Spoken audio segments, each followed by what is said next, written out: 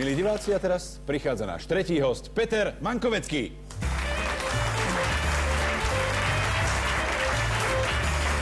Ahoj.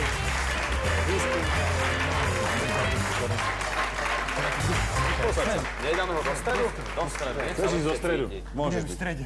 Môžeš byť aj v strede. Peter Mankovecký je, aby sme to uviedli teda na správnu mieru, prečo sa tu ocitol ako tretí host, preto, lebo on je ten spomínaný pedagóg, asistent hlavných pedagógov Hubu a koho? Emílie Vašáriovej. A on ako mladý 25-ročný šuhaj učil týchto dvoch herectvo. Keby si o týchto dvoch trošku pohovoril, prosím ťa. Či si ty vôbec pamätáš na nich? Tohto som nenávidel, absolútne, to bol môj najväčší nepriateľ, lebo on keď tu spomínal o tých príjmacích pohovoroch, on keď vošiel na prvé kolo, ukáž, ako si zbadal toho Adyho, vošiel si dovnútra a hajdu hneď mu. Ale tomu ostalo 3/4 roka toto. On sa takto 3/4 roka tváril, vlastne celý prvý ročník. A Ďuro to bol taký poctivec, taký... A prvá chyba? Potýkal si s nami. Nie, to nebola chyba, ja som si musel s nimi potýkať, lebo už tam boli vlastne ľudia, s ktorými, neviem, Helenka Krajčová chodila na koncert, už s nami robila v divadle, vieš. Takže ja už som si s ňou z divadla týkal a zdalo sa mi také nespravodlivé, že títo chalani, a že niekomu v ročníku budem týkať a niekomu by som vykal. Tak si potýkali? Tak som si s nimi potýkal. A potom ako to bolo s tým rešpektom teda pedagóga? Navyše si bol mladý, samozrejme. Mladý, všetko ma ťahalo na internát, všade, všetko som to s nimi absolvoval. Len ja som bol taký... Z pyžama si nás vyzliekal. Z pyžama som ich vyzliekol. Prečo, preboha? No tak. Noci o jednej. Vstávajte. Toto môže byť. Začína sa hodina herectva. Áno, začína sa hodina herectva. Manky. Ale ja som...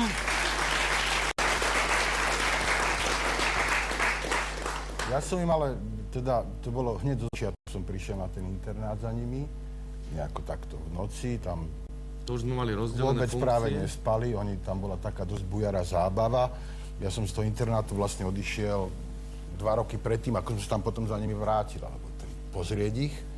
No a je pravda, že som to zobral za svoju takú pedagogickú činnosť, že som s nimi bol do nejakej 7 do rána, do 6:30 tam. Ale ráno o 8:30 som sa hneď umyl, osprchoval, oholil a o 9:00 som ich čakal v škole. A oni teraz tak o 9:45 prvý latinák. Posledný chalán. Druhý tento, už sa tam tak motali. Ja som povedal, a kde ste boli, chlapci? Čo to má znamenať? S tebou. Tak už so mnou nechoďte. Vieš, stačí. Keď nevládzete, tak nemôžete potom... Herec, zásada herectva, aj keď v dezolátnom stave, ale na čas prísť. To je zásada číslo 1. S režisérom Polákom robil v 92. 3. roku Rómea a Júlia v Národnom divadle. A tam, tým, že sa nám šmýkalo strašne pri šermoch a pri tomto, tak sme poprosili, aby nám tie čižmy takými tekutými reťazami sa to v divadle nastrieka a potom to drží na tých kobercoch. Ale najprv, že gumu podbiť, nie tekuté reťaze. A potom niekto v divadle, ale nikomu to nepovedal. Počas predpremiérov vymyslel, že nie nám tie čižmy, ale celé to javisko, že by polial tekutými reťazami. Zohnali nejakú firmu na to. Teraz boli poliaté to javisko, bolo to mokré, my sme tam o 6:00 sa prišli tak rozcvičiť, nikto.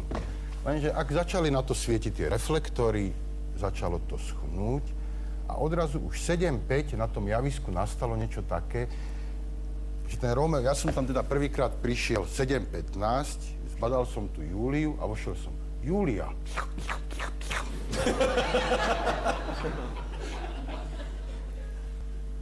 Ako by tie ústa ma hladeli. Teraz ona tak, to sme zistili, že to vlastne bolo jasné, keď chceš hovoriť, nemôžeš chodiť, lebo to sa nedá, nikto ťa nebude počuť. Na to cez pauzu rýchlo vymysleli tí technici, že čo s tým, tak rekvizitárky strúhali kriedu, celú prvú časť, posypali celé javisko kriedou, takým prachom, vieš.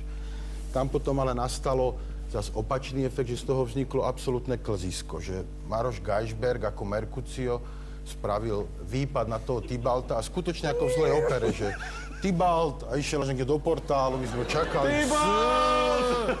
tam padol, teda sa vrátil, akože sa nič nestalo, bol hrdina. Tak a to, ja vravím, že režisér Polák ma obsadil za toho Romea preto, aby som prestal hrať, aby som mu začal robiť hudbu. Áno. No to sa potom aj stalo.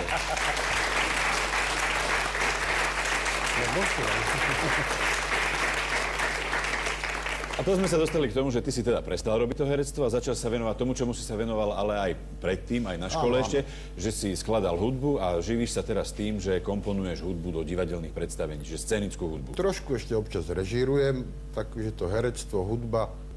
Niekedy by som bol renesančný človek.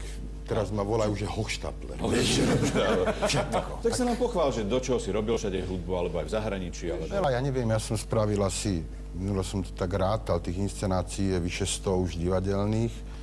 Neviem, asi 37 je ich len v Národnom divadle tu. Stále sa nejakých 12-15 hrá. V zahraničí. V národných divadlách v tom Československu, vlastne vo všetkých som robil niekoľkokrát, či v Prahe, v Brne, v Ostrave. Ani neviem divadlo, v ktorom by som nerobil. V Prešove som ešte nerobil. No vidíš, tak Inak najvyšší som čas. robil všade. A v Radošnickom divadle tam teda si tiež robil hudbu do akého predstavenia? Tam som robil Človečinu 2, Desatoro, Hra o láske, Stvorenie sveta, tieto 4. No ale väčšinou hudbu robíš, ale ja som z teba vymámil, že jednu pesničku dokonca aj spievaš, lebo inak nespievaš. Jednu. Áno. A aká to bude? Volá sa, že Milujem sa s cudzou ženou. A to je tvoja pesnička? To je moja pesnička z inscenácie Hudba Desatoro. je tvoja a z text je Radošinského tiež? divadla.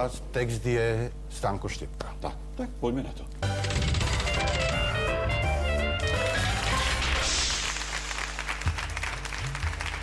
Milujem sa s cudzou ženou v spánku každú druhú noc. Prosím ťa, môj Pane Bože, o radu a o pomoc. Či sa zhrešiť dá aj vo sne. Prosím, nákon odkáž, či je sen hriech, ktorý sa raz priblíže narováš.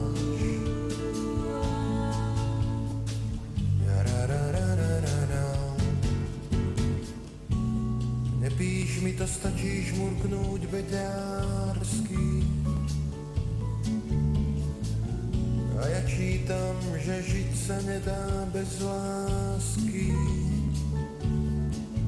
Keď ju stretnem niekde cez deň, ja celkom hlúpo klopím zrak, ale v spánku ju vždy vidím ležať pri mne hore znak. Keď mám pri nej povedať len slovko, tak to by prosím onemiem.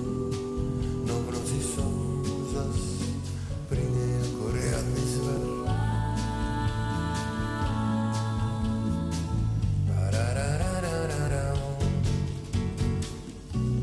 Odkáž mi to, milý Pane Bože, kto za tie krásne sny môže, veď ty tu všetko dávno vieš, a tak sa v spánku spolu s nami teš. Heja!